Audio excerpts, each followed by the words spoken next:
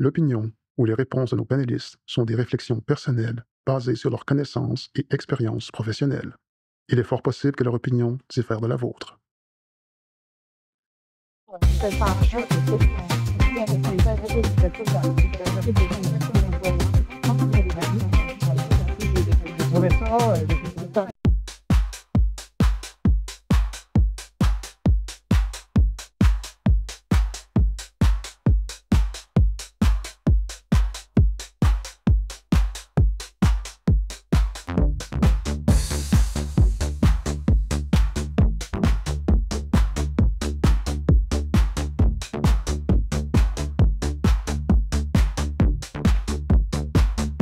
Bonjour mesdames et messieurs et bienvenue à ce nouvel épisode de l'Apport collectif.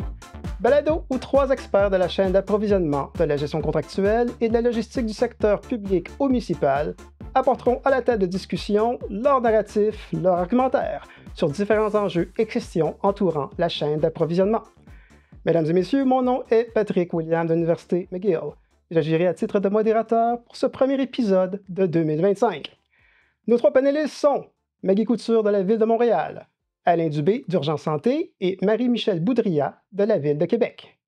Mesdames et messieurs, les objectifs de l'apport collectif sont entre autres de valoriser la profession d'approvisionneur et d'offrir une source d'information aux professionnels œuvrant dans la chaîne d'approvisionnement du secteur public ou municipal. Panélistes, pour cet épisode, nous essaierons d'éclaircir et d'offrir des pistes de solutions pour la validation et l'approbation des produits dits équivalents, mais tout particulièrement des articles à plus faible valeur. Donc, on ne parle pas d'un microscope, machine de stérilisation ou autre équipement de grande valeur. Non, nous parlons de raccords de plomberie, pièces électriques, quincaillerie et autres. Nous parlons aussi d'un appel d'offres ayant un bordereau financier de plus de 200 lignes publié sur le site SEAO pour une durée d'environ 30 à 35 jours. Panélistes, comment gérer la situation où vous êtes dans l'obligation d'ouvrir la porte à des demandes d'équivalence, mais dû au nombre élevé d'articles dans un appel d'offres, la vérification de toutes ces demandes durant la publication s'avère presque impossible. Cette situation très courante peut engendrer éventuellement de la frustration des clients internes lors d'un changement de fournisseur. Panélistes, quoi faire dans la gestion des demandes d'équivalence d'articles à faible valeur? Qui veut se lancer? Ça, je vais me lancer. Chers collègues, vous compléterez évidemment. Donc, en fait, c'est une situation qui effectivement qui est un réel défi d'approvisionnement, là, gérer les demandes d'équivalence pour des bordereaux de prix à plusieurs centaines d'articles. En fait, il y a 2 écoles de pensée. Hein. Il y a soit l'école de pensée qui prévoit que la gestion des équivalences va se faire pendant la période d'appel d'offres, et l'autre école qui pense que c'est préférable d'attendre à l'ouverture des soumissions pour faire l'évaluation des équivalences finalement en période d'analyse de soumission.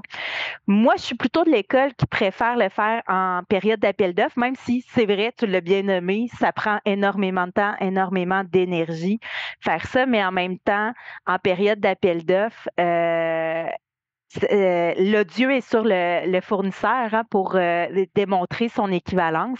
Généralement, les clauses d'équivalence sont faites ainsi. Là, on demande au fournisseur de démontrer via la fourniture de toutes sortes de documents, d'informations, de quelle manière justement son produit est équivalent. Or, des fois, après l'ouverture des soumissions, ben, tu n'as pas toute l'information disponible, bien ramassée pour être capable de faire une évaluation honnête là, de l'équivalence. Donc, ça peut parfois causer certaines difficultés. Aussi, en période d'appel d'offres, un des avantages, c'est que si jamais tu te rends compte que dans ton descriptif, bien que tu l'aies fait de bonne foi, là, puis que c'est pas dans le but de tasser indûment un fournisseur, mais tu peux te rendre compte que tu as oublié un élément d'information clé. Par exemple, une vis étoile 3/4 de pouce, mais tu as oublié de dire qu'elle devait être en acier inoxydable. Erreur du pitcher, écoute, à 300 articles, ça arrive que sur 1 ou 2, on se trompe comme ça.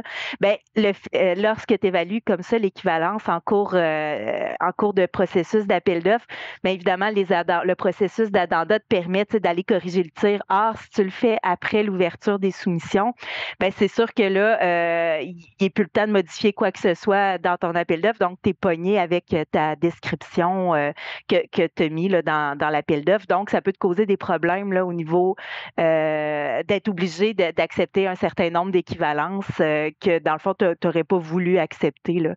Donc, je mets la table comme ça. Évidemment, il y a bien d'autres choses à dire, mais je vais laisser mes collègues en rajouter. C'est- Ben, moi, juste pour faire m'amuser un peu, je vais prendre l'autre côté de la médaille. Je vais y aller après l'ouverture de l'appel d'offres. Logiquement, si ton devis est bien fait, bien monté, oui, tu peux avoir des petites erreurs. Mais si tu as une erreur, la plupart du temps, dans nos appels d'offres aussi, il y a des clauses qui font que tu n'es pas obligé de prendre un produit s'il ne rencontre pas l'équivalence ou s'il y a une erreur ou quoi que ce soit. Tu pourrais discarter un produit de ton appel d'offres en tant que tel, puis retourner un appel d'offres ou retourner en gré à gré pour un produit en particulier. Si on parle d'une vis 3/4 Philips qui t'a oublié de marquer qu'elle est en acier inoxydable, ben, elle ne juge pas tout simplement ta vis Philips, elle vaut 5 $, 10 $, 25 cents, ça ne vaut pas la peine de la juger nécessairement. L'avantage que tu vas avoir à le faire après avoir ouvert l'appel d'offres, c'est que tu vas le faire simplement avec des gens qui ont vraiment soumissionné. Si tu le fais avant, tu vas tout le monde que tu vas vouloir vont soumissionner, ils vont s'intéresser, ils vont poser des questions. Ça ne va pas dire physiquement que tu vas avoir l'appel d'offres, ils vont soumissionner en tant que tel. Donc, tu te ramasses peut-être à travailler beaucoup plus avec plein de fournisseurs qui, en bout de ligne, ne vont rien te donner. Quand tu le fais après l'ouverture de l'appel d'offres, tu es sûr et certain que tu vas travailler, puis c'est ce travail-là que tu vas faire, va avec des fournisseurs sérieux parce qu'ils ont envoyé une soumission en tant que telle. Oui, il y a possibilité d'erreur, oui, comme je disais tantôt, mais si vraiment il y a une erreur qui n'est pas corrigeable, puis c'est pas de ce côté-là, bien, à partir de là, tout simplement, tu vas avoir des mécanismes pour ne pas sélectionner le produit puis le garder en séparément. Si taux d'erreur, bien là, on a un autre problème. On a un problème de création de devis aussi. Mais de ce bord-là, moi, je vais y aller. Je serais plus en fervent du côté de le faire pendant l'adjudication. Mais Alain, une question pour toi en passant. Je pense comme toi, mais tu sais, mettons, après, tu fais ton analyse, mais si le fournisseur, le plus bas soumissionnaire, si la moitié des articles qu'il fournit ne sont pas valides, ne sont pas équivalents, là, ce que tu as fait, c'est qu'il faut que tu relances un autre appel d'offres. Comment tu vas procéder avec ça? Là? Encore là, ça dépend de la gamme de produits que tu vas avoir en tant que tel. Tu pourrais là, tu parles d'un appel d'offres à fournisseur unique. As-tu besoin d'avoir un appel d'offres à fournisseur unique? Donc, on a tous des beaux systèmes informatiques. Puis quand je tape code 1, 2, 3, 4, ben, le produit, il s'en va se commander automatiquement chez ABC Vis Incorporé. Puis quand je tape le produit 4, 5, 6, 7, il s'en va chez Dubé Tuyau. Donc, il y a des choses de ce côté-là. Donc, on ne peut pas acheter nécessairement. Quand on est dans le médical, je n'achèterai pas tous mes pansements même d'un seul et unique fournisseur pour la justification que c'est d'un seul et unique fournisseur parce qu'il vend des pansements. Donc, je vais avoir plusieurs fournisseurs qui ont des produits différents, des produits similaires, des produits équivalents. Le but, il ne faut pas oublier, le but, c'est d'aller chercher le meilleur prix et d'économiser pour un produit équivalent, bien sûr. Il faut que le produit soit équivalent. On est là pour gérer l'argent des payeurs de taxes. On n'est pas là pour se simplifier la vie et donner ça chez un seul fournisseur, puis en bout de ligne de dire ben, c'est moins compliqué, je vais le donner chez un seul fournisseur, puis on va régler ça de ce côté-là. Donc, c'est sûr qu'il y a des avantages et des désavantages, mais si le produit est vraiment, puis tu as beaucoup de produits, ben, tu devrais peut-être te poser la question sur comment tu as monté ton devis, puis qu'est-ce que tu as fait de ce côté-là. Puis peut-être on a viré les coins ronds en préparation du devis. C'est possible. Ben, s'il faut annuler un appel d'offres, ça s'est déjà fait. Si vraiment 50 de tes produits n'ont pas d'équivalence, ben logiquement, si tu as me donné un produit de base en partant pour l'équivalence, ça veut dire ta personne qui a donné son produit de base-là devrait avoir soumissionné. Donc, minimum, tu dois avoir un produit qui est bon en partant. Le produit que tu as choisi comme équivalence. Et ce fournisseur-là que tu as donné toutes les équivalences, si tu as rien qu'un fournisseur, s'il a soumissionné, puis c'est ce produit-là qui est équivalent, mais tu devrais avoir minimum un seul gagnant. À moins que ton équivalence est fait pour que M. Joe Blow gagne. Et tu ne permets pas une couleur, une scie, une vis, n'importe quoi. Si l'emballage est bleu, ben, au lieu d'être rouge, tu ne choisis pas le produit parce qu'il n'est pas équivalent, il faut faire attention aussi de ce qu'on demande il faut vraiment que la spécificité soit intrinsèque au produit, à l'utilisation du produit, et non juste à l'emballage. Donc, ça fait une différence de ce côté-là aussi. Moi, j'ai envie de rajouter, Patrick, l'histoire de te mélanger juste un peu. Là. On nous demande de travailler avec la performance, on nous demande de décrire le besoin en termes de performance. Parfait. Sauf que dans certains cas, c'est pas facile. Quand on est capable, ça va, on peut décrire notre cahier des charges, on peut mettre des détails, on peut pousser la note dans les spécifications techniques. Mais dans des cas de produits de petite valeur, la plupart du temps, on se retrouve rapidement coincé avec notre devis de performance. Et c'est là que je trouve, moi, que de se dire, oui, on peut, comme tu dis, Alain, on peut travailler notre devis de performance et si on le fait bien, ça va être plus facile par la suite. Mais dans plusieurs cas, c'est extrêmement difficile. Ça se décrit mal. La performance s'inscrit mal aussi. Moi, j'ai des réserves sur les équivalences après ouverture des soumissions parce que je trouve qu'on se ramasse aussi avec toutes sortes de personnes un peu snoro qui essayent de nous passer des choses et c'est difficile après. Et le fardeau, comme le disait Marie-Michel tantôt, est sur nos épaules, tandis qu'en amont, ça demande quand même Le fardeau devrait être quand même sur le dos du fournisseur de prouver que son produit est équivalent avant ou après l'appel d'offres. Il est tard, l'ouverture est faite, les prix sont sortis, l'enjeu est là, les dés sont pipés.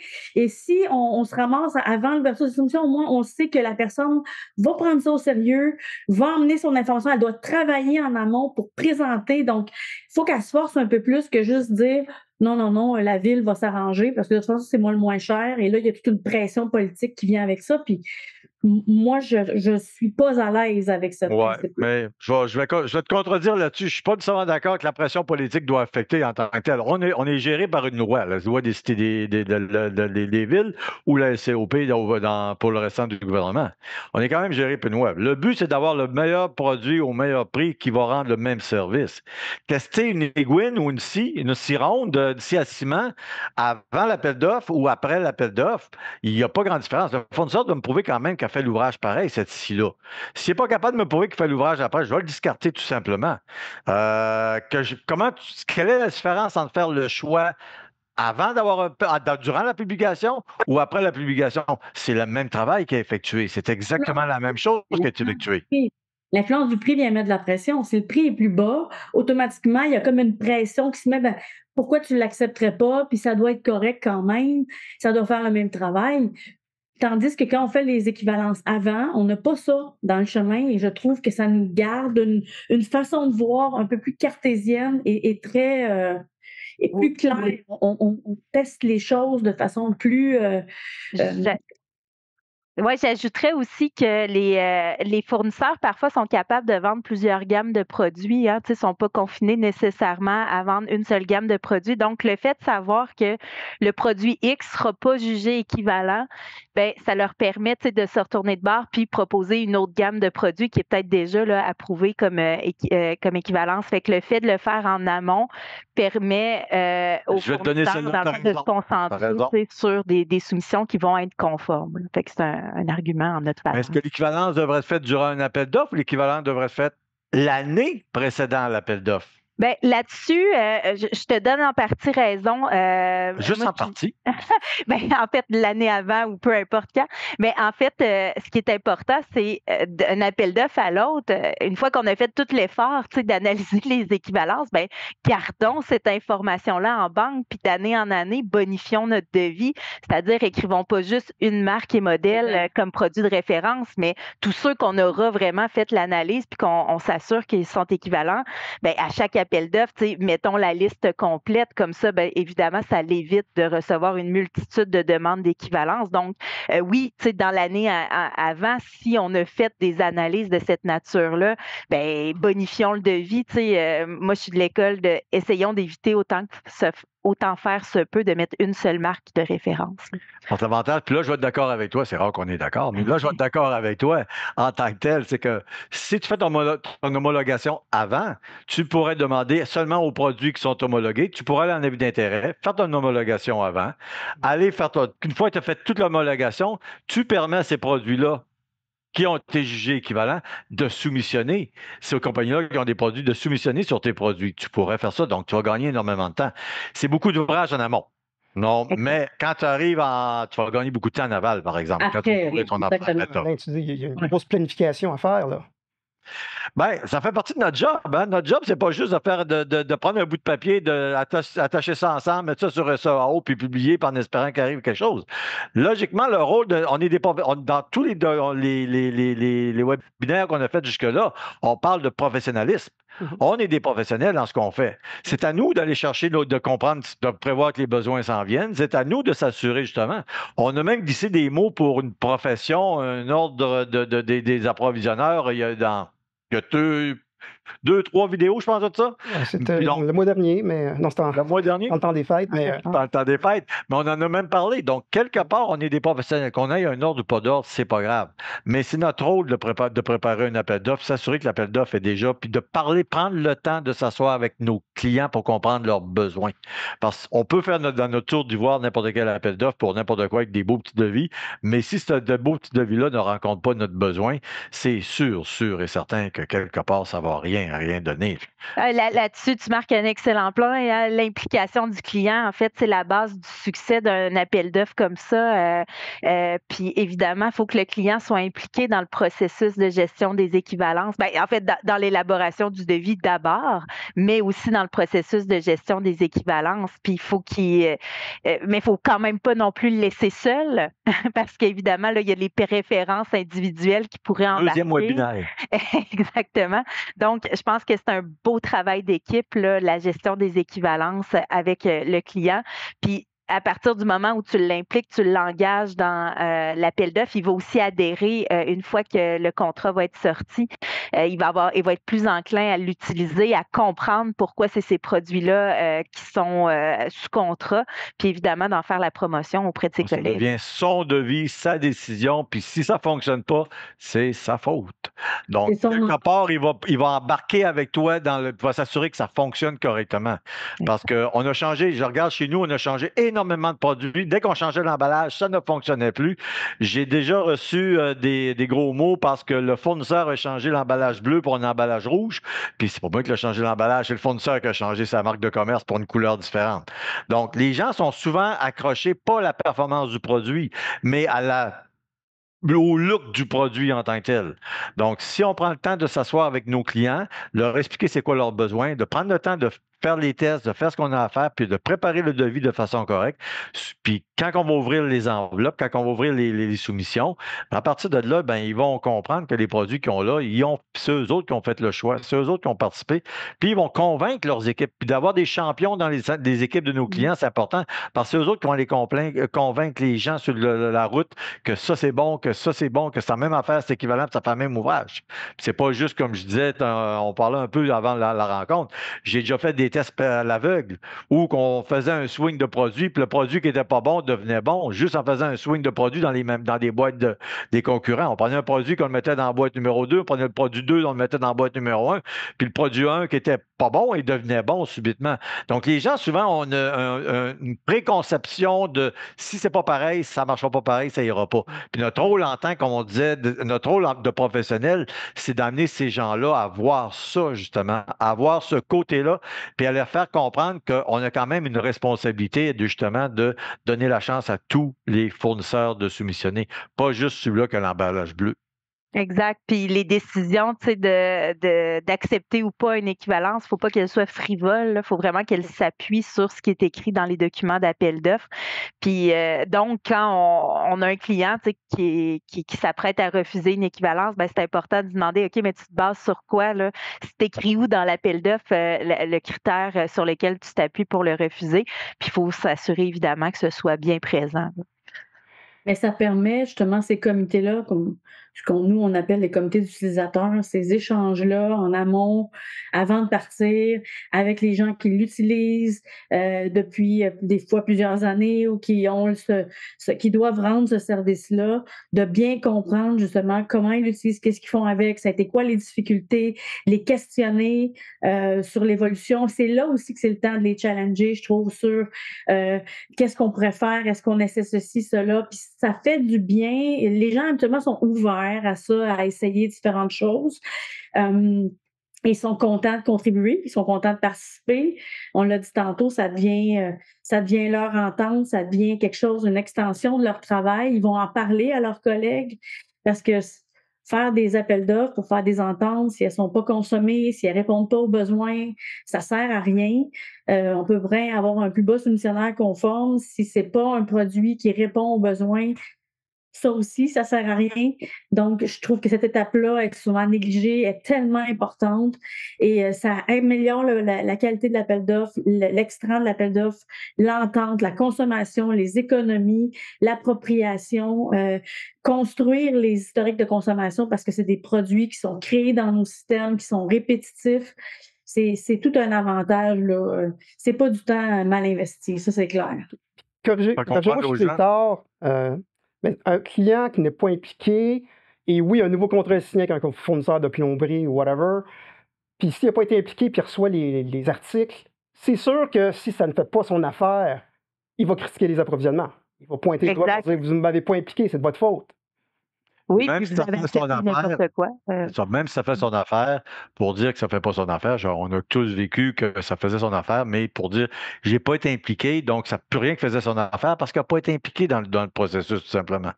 Comme on disait tantôt, comme Maggie a dit, ça devient important, justement, les comités de pré-appel d'offres deviennent importants, justement, pour préparer et impliquer tous les gens qui sont importants, qui ont une décision à prendre. Puis même le gars, la personne du magasin qui est dans l'entrepôt, dans le garage 22, peut-être qu'il est important aussi, si c'est un leader, c'est quelqu'un qui est capable de convaincre les gens, il faut prendre le temps d'aller chercher ces bonnes personnes-là dans un comité, puis de prendre le temps de les écouter. Puis tout le monde aime à dire, hey, on a sauvé $1 million à l'organisation. Oui. Tout le monde aime se vanter de dire, hey, c'est que j'étais parti du comité, j'aime ça, j'ai sauvé $1 million. Ou j'ai développé un produit, on était capable d'avoir un meilleur produit qu'on avait avant.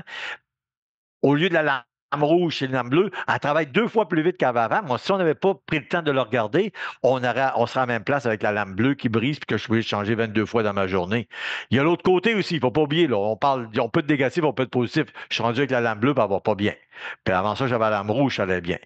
Mais justement, le fait de préparer ça, il faut justement que les gens croient, s'embarquent, là, ça devient leur décision, leur choix. Parce que la journée que tu brûles tes ponts avec ton département, encore quelque chose, des approvisionnements, ils ont encore choisi tout ça de l'autre côté, ça ne marchera pas, même si ça va très bien, tu pars en mode négatif après. On a fait beaucoup de changements qu'on inclut, nous autres, les gens, en comité avant, puis toute la différence la journée, tu n'as pas de chicane quand tu ouvres l'appel d'offres, puis il n'y a pas grand monde qui dit que ça ne marche pas. Exact. Puis c'est des conséquences dommages quand il n'y a pas d'adhésion de la part de la clientèle. Tu sais, l'entente, elle ne se consomme pas. Fait que le fournisseur, ben, il devient insatisfait. Il dit, voyons, les commandes ne sont pas au rendez-vous. Les utilisateurs, ils utilisent toutes les stratagèmes possibles pour passer à côté. Ils utilisent la carte de crédit. Ils font des bons de commande qui passent sous le radar parce qu'ils sont de faible valeur. Puis on ne se rend pas compte que... Fait que, tu sais, bref, il existe toutes sortes de stratagèmes que les clients connaissent, là. Ça se fait juste à Québec. Peut-être. Mais quoi que j'ai d'autres historiques, puis je l'ai vu ailleurs aussi. Fait que, tu sais, bref, c'est vraiment désolant. Puis évidemment, les économies sont pas au rendez-vous, tu sais. Fait que c'est important d'aller chercher leur adhésion pour éviter ce genre de scénario-là. Le but, c'est de sauver de l'argent aux payeurs de taxes. C'est pour ça, notre rôle en tant que bon approvisionneur, et approvisionneuse, donc, c'est justement de sauver de l'argent à nos payeurs de taxes et de rendre nos équipes plus efficaces en ayant des meilleurs produits à meilleur prix. Je rajouterais, Patrick, juste avant que tu reprennes la parole, il faut impliquer aussi, oui, la clientèle qui est près du besoin, près du citoyen, mais il faut aussi impliquer les gens qui sont dans nos magasins, qui ont tous les jours, reçoivent les livraisons. Est-ce que ça a bien été? Est-ce qu'il faut toujours rappeler? Est-ce que la documentation suit? Est-ce que l'emballage est correct?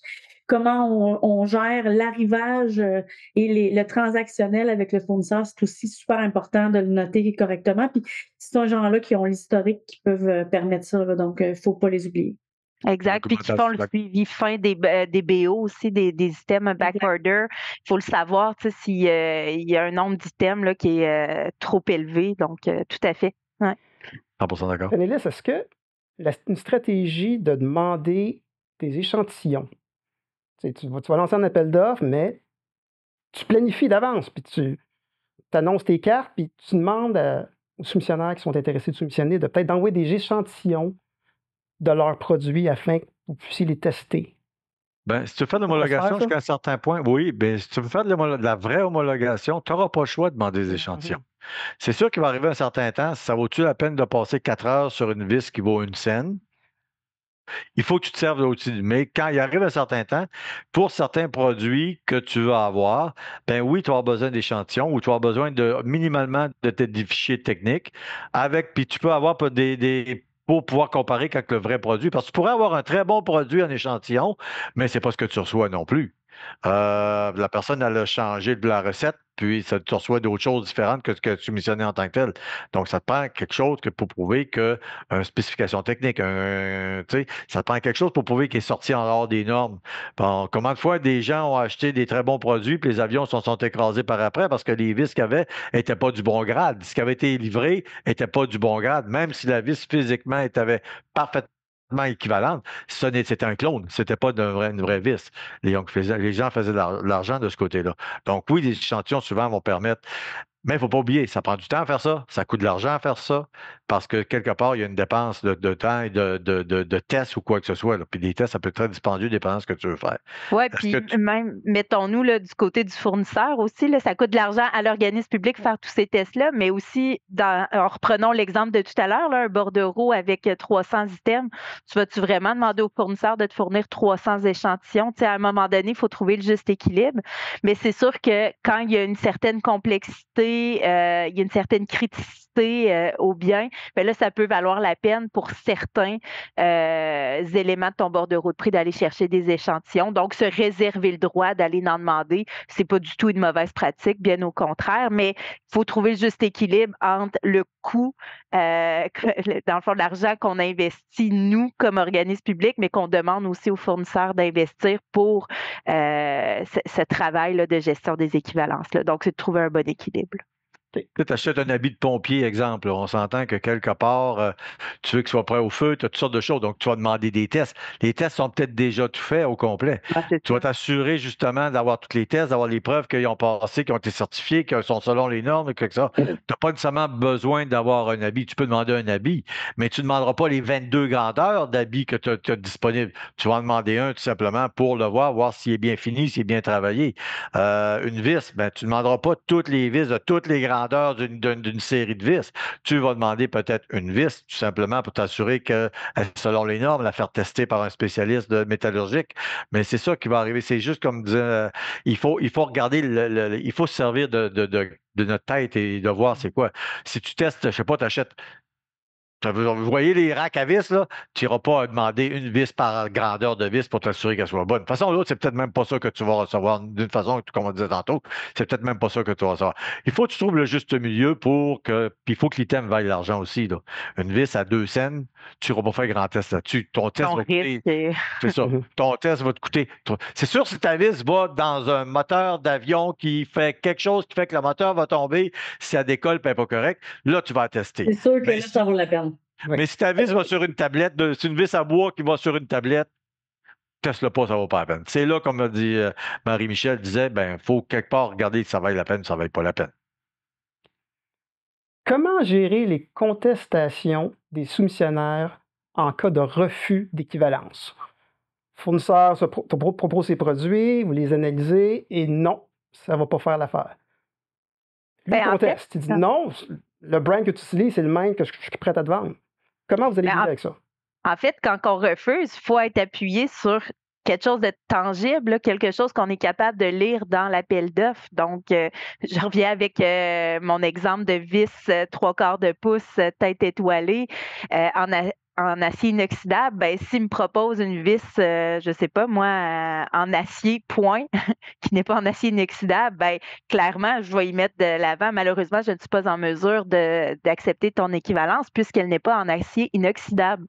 Fait que, tu sais, c'est noir ou blanc, là, tu peux pas vraiment contester ça. Oui, tu peux partir insatisfait, mais il n'y a pas grand-chose que tu peux faire On pour... consomme aussi les raisons pour lesquelles tu n'acceptes pas son Absolument. produit. Absolument. Absolument. Tu vois, Sinon, parce que- on dirait que c'est une décision frivole prise sur le coin d'une table, ce qui n'est pas du tout le cas. Là. Puis tu vas avoir un coup de téléphone de 3 lettres, SCT ou AMP. Mm. C'est sûr et certain. Puis c'est correct là, que ces gens-là ont maintenant le droit de dire, d'avoir un milieu de plaintes pour faire justifier les plaintes. Parce que oui, il y a eu beaucoup de décisions frivoles qui ont été faites dans le passé, mais la base de la justification doit toujours être basée sur quelque chose de solide et pas juste la couleur de l'emballage, nécessairement, comme on disait tantôt.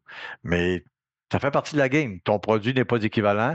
Ben, c'est malheureux, mais ton produit n'est pas équivalent. Et le droit à l'équivalence, le choix d'équivalence, habituellement, vous devez vous garder en priorité aux donneurs d'ouvrage le droit de décider de votre équivalence. Ne laissez pas votre fournisseur de vous dicter c'est quoi l'équivalence. C'est vous qui devez décider c'est quoi l'équivalence dans votre appel d'offres.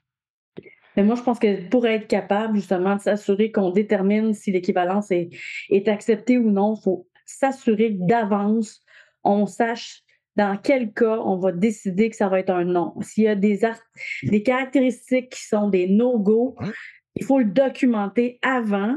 Et là, quand ça arrive, c'est pas aléatoire selon le nom de la personne qui arrive. C'était déjà déterminé d'avance que si ces 5 choses-là ne sont pas présentes, ça ne sera pas une équivalence acceptée. Et dans ce temps-là, c'est encore plus facile de se débattre avec un fournisseur qui se plaint qui n'est pas d'accord avec notre décision.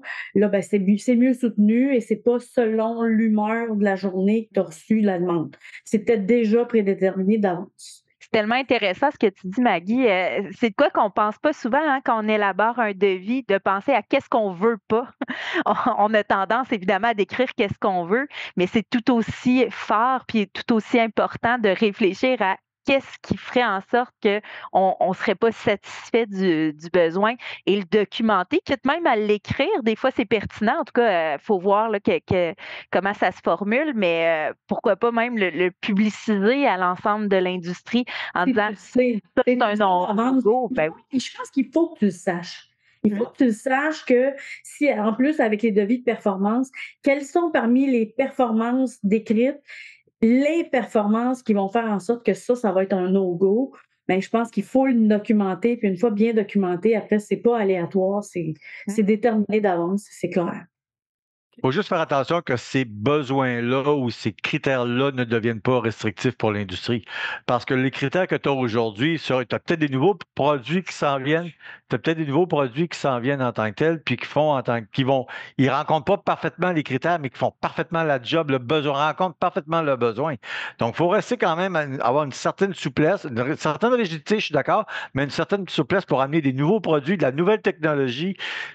Tu sais, il y a 20 ans, 40 ans, là, on parlait de tous les produits en composite, là, ça n'existait pas. Donc, tu voulais monter un avion, c'était en aluminium, puis ça. Aujourd'hui, tu montes des avions en produits composites.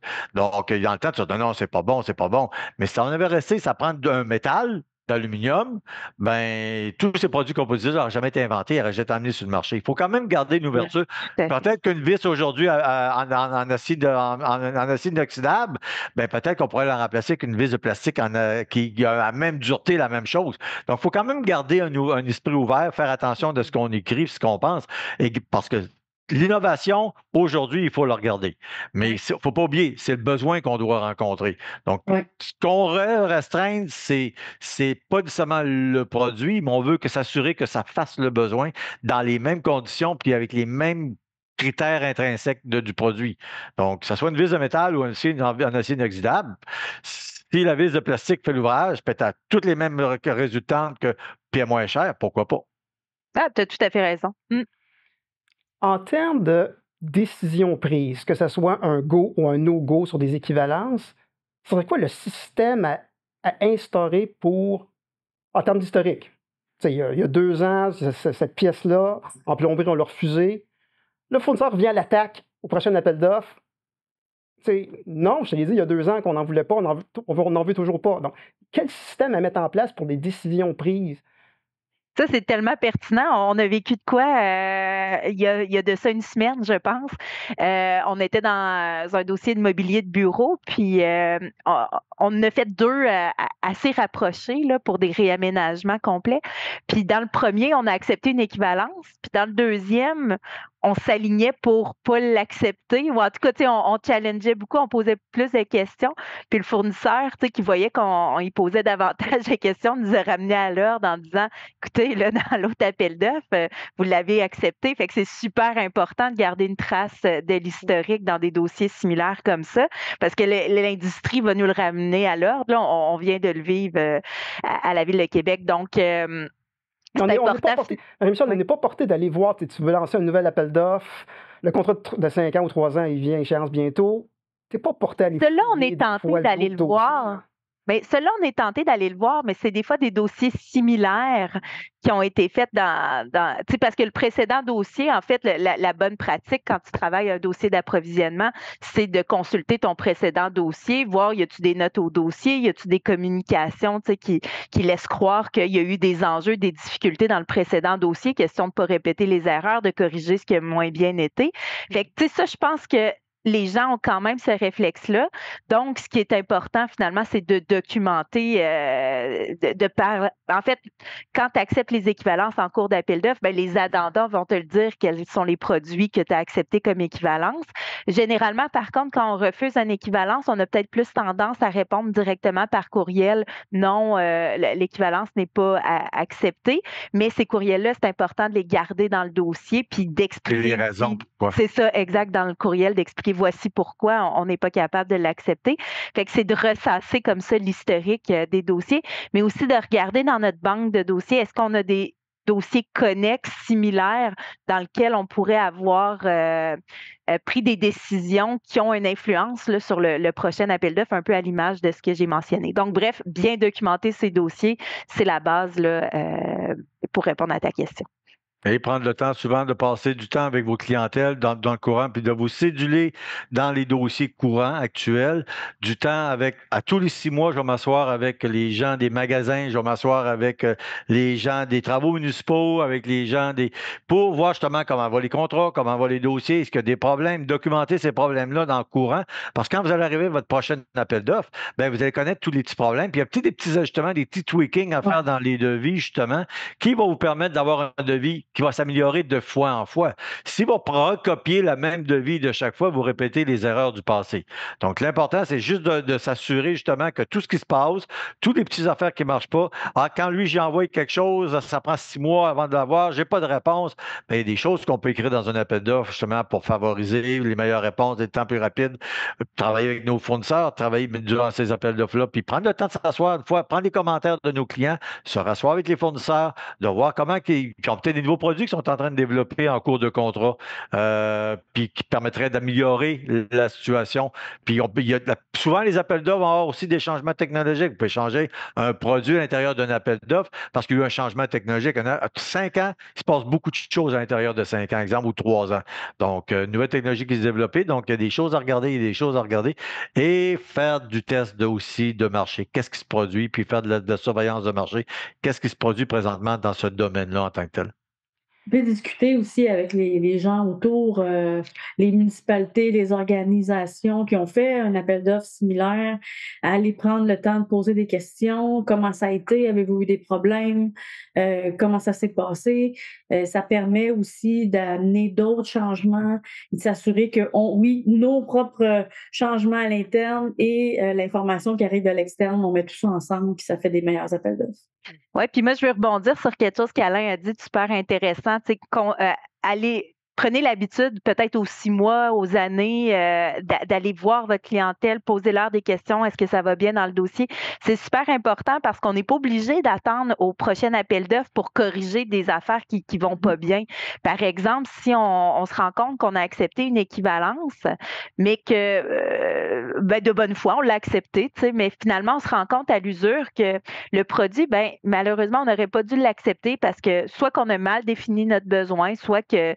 Mais bref, le produit ne fait pas le travail attendu, pourquoi ne pas s'asseoir avec le fournisseur puis lui en parler, lui dire, écoute, ta vis, revenons avec la fameuse vis, elle visse pas bien, je sais pas, ou elle rouille, ou bref, elle a telle problématique. Tu sais, as-tu d'autres gammes de produits? As-tu un produit équivalent qu'on pourrait peut-être essayer de tester pour voir? Parce que là, on se rend compte que la vis, ça sort pas, tu sais, puis on aimerait ça te passer les commandes, mais malheureusement, elle répond pas. Fait que, tu sais, bref, comme ça, on peut facilement corriger des choses, des petits défis à la plus grande satisfaction de la clientèle, puis même du fournisseur, parce que s'il y a un produit qui fait pas le travail, le fournisseur fait pas de vente, tu sais.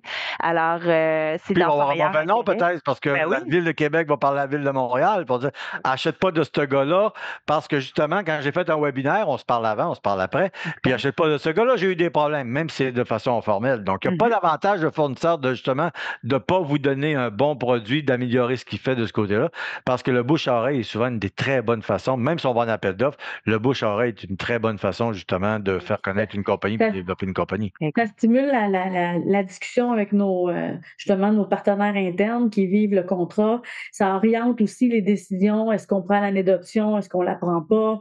À partir de quand on doit aviser le fournisseur que finalement on y va pas? Et tout ça, ça vient nourrir ces décisions-là pour pas se retrouver à donner des années d'option à des contrats qui fonctionnent pas bien, mais on n'en a pas entendu parler, mais on n'a pas posé de questions non plus. Fait que tout ça, ça suit son cours, puis oups, on se rend compte après que c'était pas une bonne idée. Donc, Puis souvent, quand vous êtes ça aide à avoir ces réponses-là, surtout. Puis souvent, c'est pour ça que je disais tantôt, c'est important de planifier des rencontres avec votre clientèle en cours de contrat. Parce que si vous avez des problèmes de contrat, vous allez l'entendre tout de suite. Parce que souvent, ce qui arrive, c'est que vous l'entendez quand le contrat est fini. Ah, il était pas bon, oui, mais il est trop tard. Le contrat est terminé, je suis reparti en appel d'offres, puis je viens de re-signer avec lui, tu me l'as jamais dit. Je viens de re-signer pour 3 ans avec lui parce que tu m'en as jamais parlé qu'il était pas bon avant. Donc, c'est là que justement que la conversation, puis c'est de l'ouvrage, c'est du temps, mais c'est énormément de gain dans les processus d'appel d'offres en tant que tel. Exact. De toutes ces rencontres-là que vous mentionnez avec les fournisseurs, une rencontre que moi je fais, puis ben du monde font aussi, c'est le kick-off meeting, la rencontre de démarrage. C'est un nouveau fournisseur, tu veux le rencontrer, tu veux lui expliquer comment ça fonctionne. Ça, ce que vous en faites aussi chez vous. Tous les dossiers. Oui, en fait, à la Ville de Québec, on est en train de mettre en place un kick-off systématique pour ce qui est sous-entendre finalement, donc les besoins récurrents. Pour ce qui est des autres besoins, on est plus dans des kick-off meetings qui sont plus techniques. Donc, l'approvisionnement est peut-être moins là, mais vraiment, on est en train de mettre en place quelque chose pour les entendre parce qu'on se rend compte justement que c'est important de réitérer les enjeux de base, par exemple, par rapport à la livraison, les délais de commande, comment fonctionne la facturation, bien présenter aussi qui sont les différents intervenants parce que lorsqu'il s'agit d'une entente des intervenants, ben, il y en a des multiples. Donc, c'est important pour le fournisseur de savoir comment se dépatouiller dans la grosse machine qui est une organisation. Fait que oui, c'est une excellente pratique de faire des kick-off meetings, tout à fait. Qui sont les contacts contractuels. Ouais. Qui sont les contacts opérationnels, qui sont les contacts contractuels, à qui, si tu as un problème de facturation, à qui tu vas parler. Si tu as un problème de livraison, à qui tu vas parler.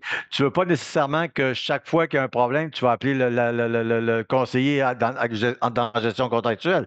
C'est de l'opérationnel. Donc, c'est important le kick-off, justement, en partant, pour que, surtout quand c'est des nouveaux fournisseurs, qui fait quoi? Puis même des anciens fournisseurs, les organisations sont mouvantes. Marie-Michel n'est plus là, elle n'est plus rendue à son poste, elle est rendue dans un autre poste.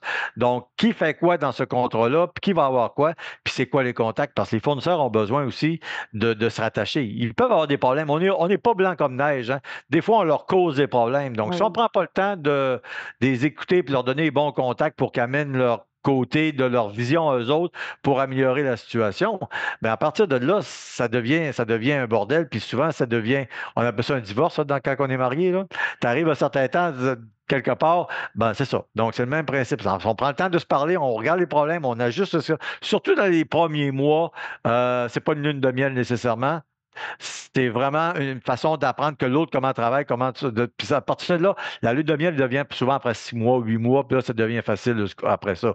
Mais il faut justement que le fournisseur ait toute l'information. Puis le kick-off est très important justement pour ça, d'après moi. Bien, le fournisseur, mais ceux qui l'utilisent aussi, ce kick-off-là, il sert aussi évidemment à tous ceux qui l'utilisent. Et nos gens doivent savoir où trouver la documentation afférente pour suivre le contrat, quels produits sont impliqués, à quoi ils sont en droit de s'attendre comme type de livraison, comment, à qui ils doivent parler, on le disait tantôt, s'il y a un problème. On veut que l'entente se consomme, donc il faut entourer ces gens-là, de s'assurer qu'ils ont ce qu'il faut pour partir, qu'ils savent déjà de savoir que l'entente existe. Ça, c'est l'autre affaire aussi. Je vais parler pour moi, plus la ville est grande, plus le chemin est long pour se rendre jusqu'aux bonnes oreilles. Donc, s'assurer qu'ils savent que l'entente existe, où trouver cette information-là, puis s'assurer qu'ils sont capables de la retrouver par la suite, puisqu'il va y en avoir plein d'autres qui vont arriver. Donc, c'est difficile dans le feu de l'action de se rappeler de tout ça, là. Donc, effectivement, c'est une super bonne pratique à faire et c'est quelque chose qu'il faut développer pour s'assurer qu'on consomme sur les ententes. On est même en train de développer un plan de communication tranquillement, pas vite, que les nouveaux contrats vont communiquer autant aux gens de terrain que vont communiquer, que les gens ne soient pas surpris nécessairement de dire « Oh mon Dieu, j'ai un nouveau crayon, comment ça se fait? Je ne savais pas que j'ai un nouveau crayon. » Mais on a des formations, quand un nouveau produit qui arrive du côté ambulancier, on a des formations avant les quarts de travail pour leur dire « Regarde, c'est le même produit qu'avant, mais il est rendu bleu au lieu qu'il est jaune. » Ou c'est un produit, puis on forme les gens, on a une équipe de formateurs qui va aller rencontrer les paramédics justement pour les préparer parce qu'il s'en vient. Puis c'est un produit qui est vraiment différent, mais on va voir pourquoi. Donc, c'est vraiment là qu'on est là. Puis le plan de communication, justement, que c'est un nouveau produit, une nouvelle chose arrive, une nouvelle emballage arrive. Ben, on prend le temps d'avertir les gens de magasin, parce que les gens de magasin, eux autres, ça venait en boîte de 22, maintenant ça vient en boîte de 12. Donc, toutes ces choses-là doivent être inclus. Ces gens-là doivent être préparés. C'est pas genre des magasins vont se débrouiller, là, non. Tu l'avertis quand il y a un nouveau produit qui arrive, quand il y a quelque chose de nouveau. Il y a un nouveau fournisseur qui se présente à la porte, donc tu le prépares. Donc, quand on parlait de kick-off, ben, tu te présentes à tel endroit, tu fais telle chose, monsieur le fournisseur, tu prends telle documentation quand tu vas te présenter. Tu prends ton rendez-vous, on fonctionne en rendez-vous. Nous autres, cet entrepôt-là fonctionne en rendez-vous, cet entrepôt-là ne fonctionne pas en rendez-vous. Donc, quand tu vas sur la rue Saint-Jacques, tu prends un rendez-vous, puis quand tu vas sur la rue Côte-des-Neiges, tu ne prends pas de rendez-vous, il n'y en a pas de rendez-vous. Donc, tout ce kick-off-là peut servir justement à permettre d'avoir une fonction, un décollage qui est beaucoup plus lissé, puis qui va permettre une réussite au contrat. Okay. Question pour vous encore. Vous avez accepté un item, mais avec le temps, vous êtes rendu compte qu'il est non conforme. On a abordé un peu ça, mais pour qu'on aille plus en détail, surtout avec toi, Maggie, parce que tu es le volet logistique, donc les approuves, filles de la logistique. Donc, un produit qui a été approuvé, mais non, en fin de compte, non, s'il ne fait pas la job. C'est quoi les risques pour l'organisation? Bien, il y en a plusieurs. Déjà, on est content quand on réussit à le savoir tôt pour être capable de ramasser toute l'information puis s'assurer qu'on rassemble l'ensemble des preuves, savoir comment ça a été utilisé, est-ce que ça a été utilisé correctement, est-ce qu'il y a eu d'autres enjeux, s'assurer aussi qu'au niveau des gens de première ligne, que le fournisseur a été averti, est-ce qu'il est au courant que ça ne fonctionne pas comme c'était supposé. Et après ça, ben, c'est s'assurer qu'il y a une ligne qui ramène toutes ces informations-là vers quelqu'un qui va pouvoir prendre en charge la réflexion avec le fournisseur. Parce que bien que le fournisseur livre ce qui était prévu dans l'appel d'offres, si jamais ça ne répond vraiment pas aux besoins, il faut s'asseoir avec parce que sinon, personne n'a rien gagné. Je veux dire, t'arrêtes de consommer, c'est pas mieux, tu en as besoin du produit. Donc, il y a des discussions qui doivent avoir lieu, des vérifications qui doivent avoir lieu avec le fournisseur là, pour pouvoir prendre des actions. Il faut poser la question aussi, est-ce que le besoin a changé entre le temps de l'appel d'offres et est-ce qu'on a changé notre façon de travailler? Les outils sont différents. On n'utilise pas les mêmes outils qu'on prévoyait dans le passé. Peut-être c'est juste une façon de travailler qui est différente. Le produit, est-ce qu'on pour acquis que c'est le même besoin? Même si quand c'est le même besoin, parfois, on va avoir pensé bien faire, accepte l'équivalence, ça fait plein de sens. Possible. C'est encore en utilisation que on s'est trompé, c'est pas ça. Ben, ultimement, le fournisseur a tout intérêt, lui aussi. Les gens collaborent d'habitude parce que l'objectif, c'est que ça fonctionne. Donc, le but, c'est Il ne veut pas perdre ses ventes non plus. Ben, souvent, il va te prendre. il va chercher un autre produit d'équivalence, un produit qui va faire l'ouvrage vraiment. Parce que c'est rare qu'ils ont juste un seul produit. Il va trouver un autre produit qui fait l'ouvrage aussi, puis qui va faire adéquatement, puis qu'ils vont une autre gamme. C'est sûr qu'il faut valider aussi, là, il y a toute la question de l'impact de ce produit-là dans l'ensemble de l'appel d'offres. Est-ce qu'il y a un impact financier? Quel est l'impact? Est-ce que ça vient jouer un peu sur l'équité de quelque chose à travers la réflexion? Mais quand on parle d'un ensemble d'items de faible valeur sur un grand bordereau, actuellement, il n'y a pas d'enjeu là. Mais ça peut être des petites familles de produits dans le lot complet de 200, bien là, c'est sûr que ça vaut la peine d'y remédier rapidement. De toute façon, les gens vont prendre en grippe le contrat, ne voudront plus consommer dessus non plus. C'est pas mieux, non. Ils veulent contribuer à trouver un nouveau produit. Le fournisseur veut contribuer à donner un nouveau produit. Ils veulent rendre le service. Donc, on s'assoit avec le fournisseur, on discute, on communique, puis on trouve un terrain d'entente. La plupart du temps, c'est ça. Bon, un terrain d'entente quelque part. Puis s'il n'y a pas de terrain d'entente parce que le produit ne fait vraiment pas l'ouvrage, souvent les fournisseurs vont volontairement se retirer en disant j'ai pas ce que tu veux avoir, parce qu'il ne veut pas perdre son nom. Puis moi, en tant qu'approvisionneur, ben je respecte énormément quelqu'un qui va dire regarde, achète pas mon produit là. Pour ce que on s'est entendu, pour ce que tu fais, ça ne fonctionnera pas. Puis j'ai pas de solution. Donc, je vais me retirer, ça ne me donne rien parce que j'aime mieux je veux pas perdre mon nom avec vous autres parce que peut-être dans un autre contrat, une autre fois, la seule chose que je vais me rappeler, c'est que tu m'as vendu quelque chose qui ne fonctionnait pas.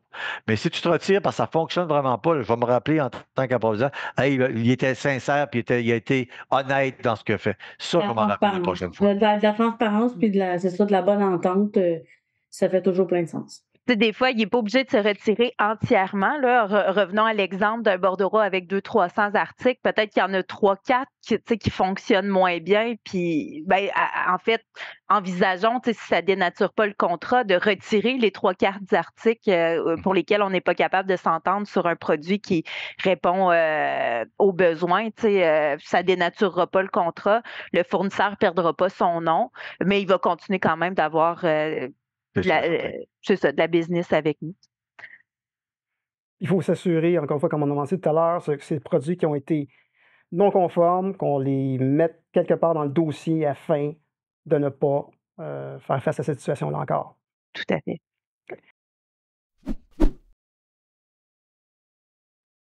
Panélistes, l'épisode 7 tire à sa fin. Encore une fois, merci de votre apport à ce balado. Vos échanges ont été enrichissants et contribuent grandement au sein de la nation Supply Chain. L'apport collectif est une source de référence pour plusieurs dans le secteur public et municipal, et je vous en remercie. Quant à vous, mesdames et messieurs, j'espère que vous avez apprécié le contenu de cet épisode. Mais avant de conclure, mesdames et messieurs, nous vivons tous et toutes de grandes perturbations. Tous secteurs confondus, manufacturiers, organismes publics et municipaux. Nous parlons ici de perturbations géopolitiques, mais aussi d'importantes réorganisations et compressions budgétaires. Et durant cette période d'incertitude, c'est à nous, professionnels de la chaîne d'approvisionnement et de la logistique, de stepper up. Nous devons nous lever et supporter nos organisations. Donc, adopter les meilleures pratiques, échanger entre secteurs et partager vos bons coups. Optimisez votre chaîne d'approvisionnement afin de contribuer à l'effet de levier. Mesdames et messieurs, mon nom est Patrick William. Faites partie du mouvement, faites partie du changement et aidez-nous à valoriser la profession. On se revoit à l'épisode 8 le mois prochain où nous parlerons de caution et d'assurance avec Maggie, Marie-Michel et Antoine. Merci beaucoup et à bientôt. Merci panélistes. Bye.